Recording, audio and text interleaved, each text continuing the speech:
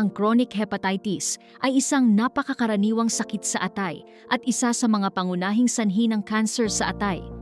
Noong 2024, 287 milyon katao sa buong mundo ang nabubuhay na may chronic hepatitis at 1.3 milyon katao ang namatay dahil sa cirrhosis ng atay o cancer sa atay na kaugnay ng hepatitis.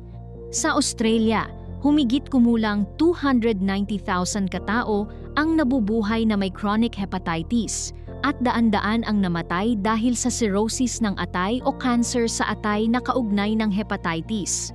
Maraming taong may chronic hepatitis ang walang anumang sintomas. Kaya ang maagang pagsusuri, regular na pagsubaybay at paggamot kung kinakailangan ay makababawas sa panganib ng cancer sa atay. Kumusta? Ako si Tuong at nakatira ako sa Ipswich, Queensland. Mga 10 taon nang nakalipas, na-diagnose ako na may chronic hepatitis B. Noong una, natakot at nag-alala ako dahil ang chronic hepatitis B ay maaaring humantong sa cancer sa atay.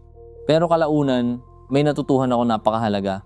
Ang chronic hepatitis B ay maaaring mapangasiwaan sa pamamagitan ng regular na pagsusuri ng atay at lubhang mababawasan ang panganib ng cancer sa atay. Ngayon, nagpapatingin ako sa aking doktor tuwing 6 na buwan para sa regular na pagsusuri ng atay. Mas nararamdaman kong may kontrol ako sa aking kalusugan.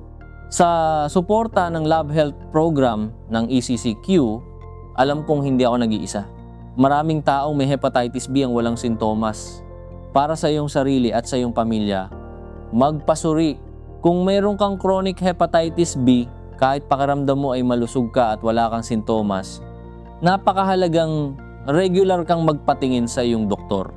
Ang pag-aalaga sa iyong kalusugan ay isa sa pinakamagagandang bagay na magagawa mo para sa iyong sarili at sa iyong pamilya. Kung kaya ko, kaya mo rin. Salamat sa panonood.